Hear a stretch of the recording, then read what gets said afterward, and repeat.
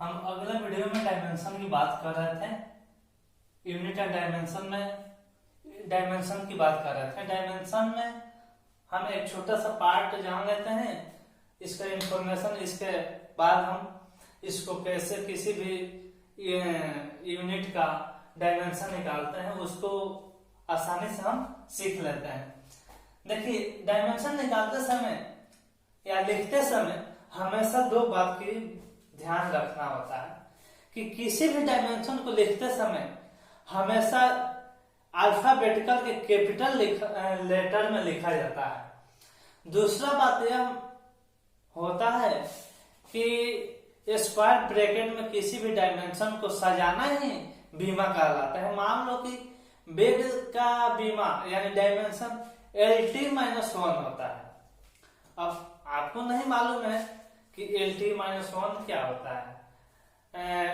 कार्य, ऊर्जा, बल, आघूर्ण, ये तीनों का जो डायमेंशन होता है ML²T-2 होता है। इसके बाद जो बल होता है, फोर्स, उसका डायमेंशन MLT-2 होता है।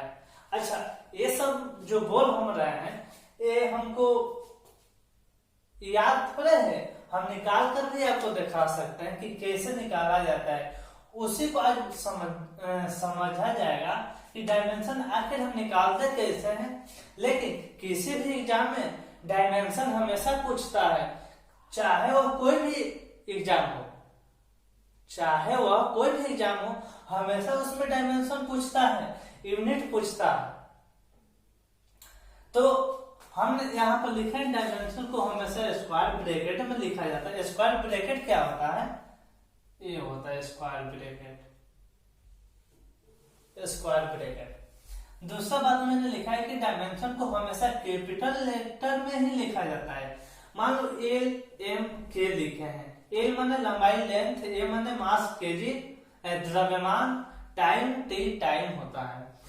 मैंने बोला था कि SI unit, system of unit में मैंने बताया था कि सिस्टम ऑफ यूनिट 4 होता है। FPS system, MKS system, CGS system, SI system. SI system को हमने वहां पर इंटरनेशनल सिस्टम ऑफ यूनिट बोला था। इंटरनेशनल सिस्टम ऑफ यूनिट के आधार पर ही हम किसी भी वस्तु का डायमेंशन निकालते हैं।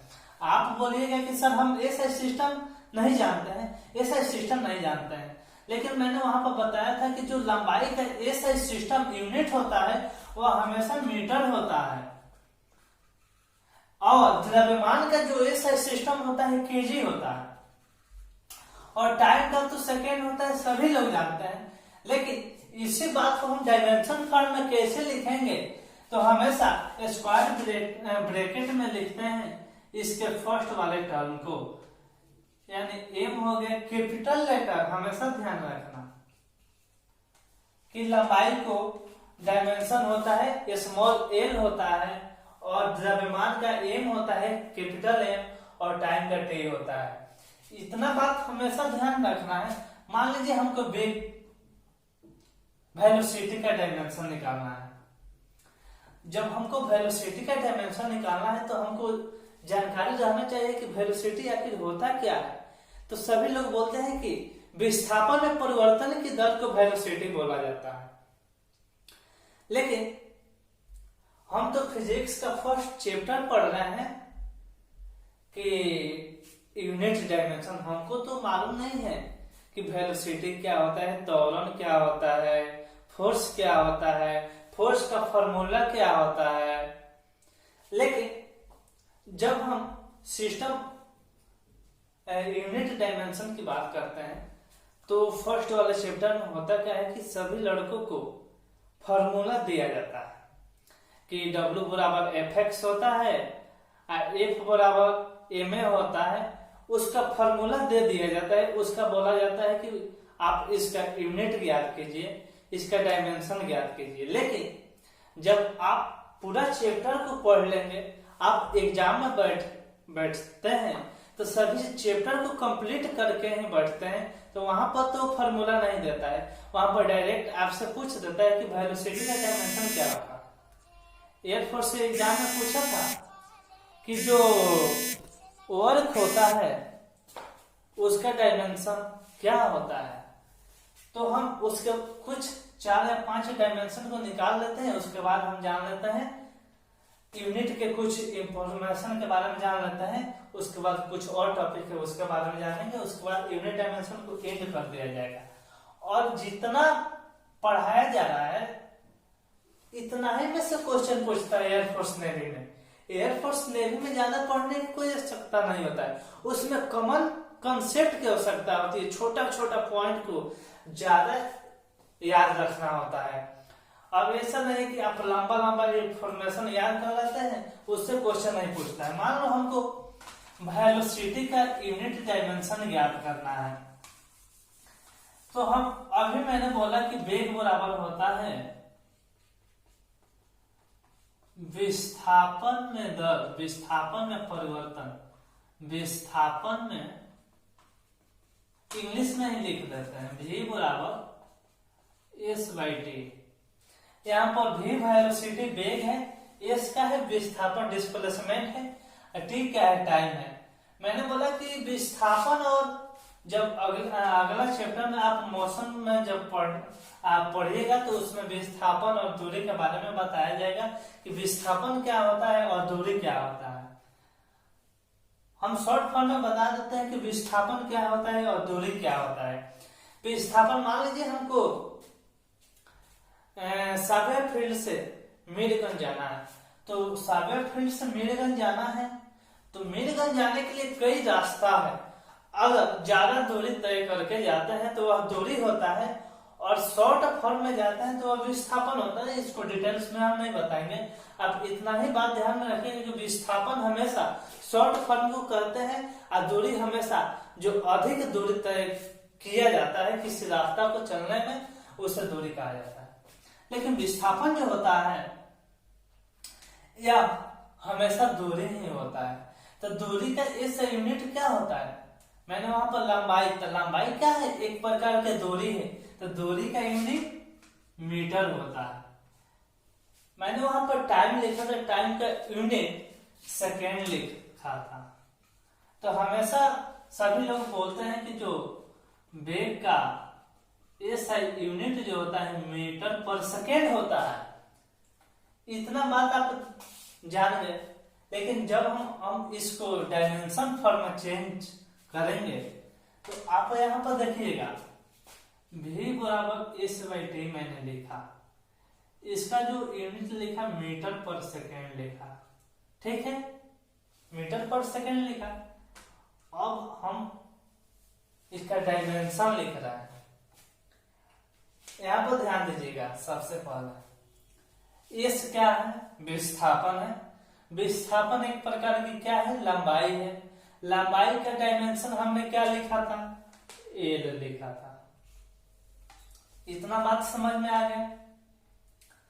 उसके बाद टाइम, टाइम का यूनिट तो टी होता है।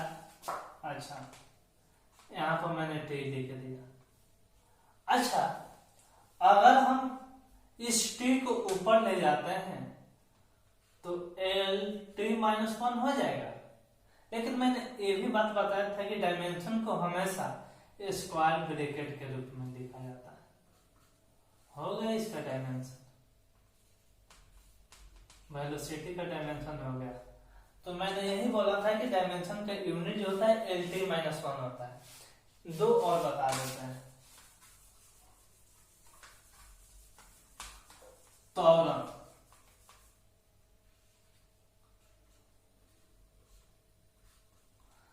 वेग में परिवर्तन की दर को त्वरण कहा जाता है। वो अगला चैप्टर में पढ़ेंगे तो हम जान जाएंगे कि त्वरण क्या होता है, उसका फॉर्मूला उसमें सब डिटेल्स से बताया जाएगा। अच्छा, आप यहाँ पर देखें कि वेलोसिटी का जो हम यूनिट लिखे थे मीटर पर सेकेंड लिखे थे, टाइम क्या है, सेकेंड,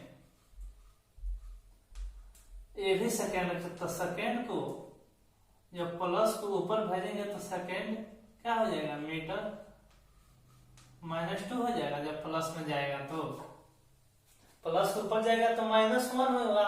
अब -1 प्लस है तो -1 -2।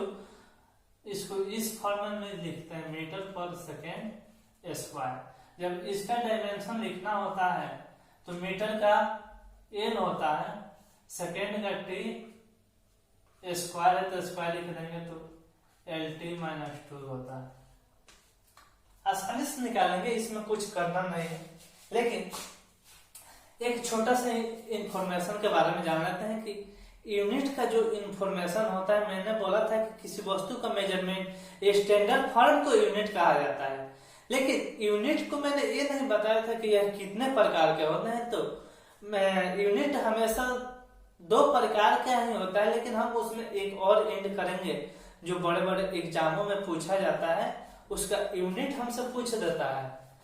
तो उसको हम बता देना है कि यूनिट को टाइप्स थ्योरी होता है।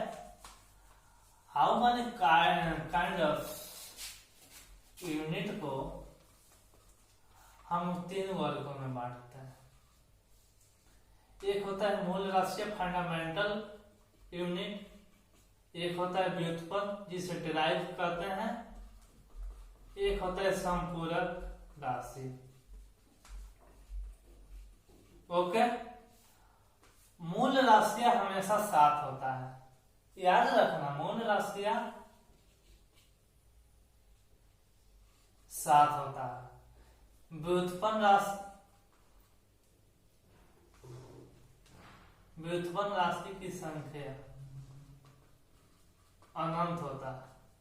यह स्वतंत्र होता है। मूल राशि स्वतंत्र होता है। और यह व्युत्पन्न राशि जो होता है यह मूल राशि पर डिपेंड होता है, यानी व्युत्पन्न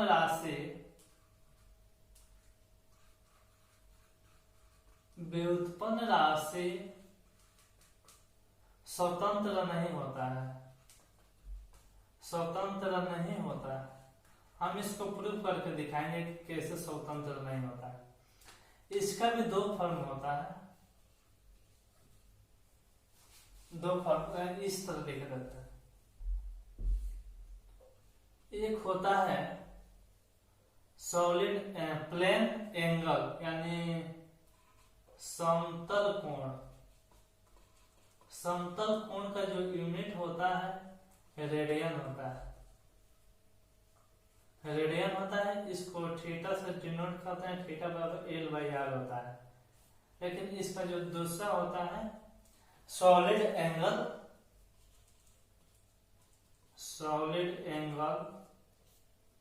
इसका जो यूनिट होता है स्टेरेडियन होता है।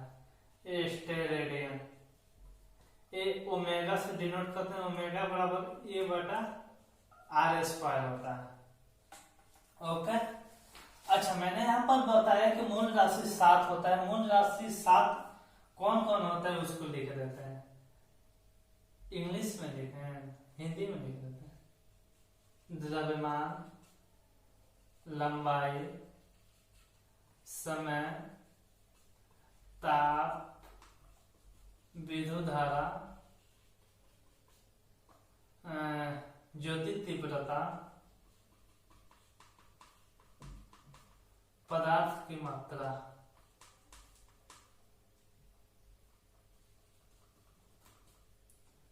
इसका यूनिट होता है केजी, इसका होता है मीटर, इसका होता है सेकेंड, इसका होता है केल्विन, इसका होता है एम्पियर, इसका होता है कैंडला,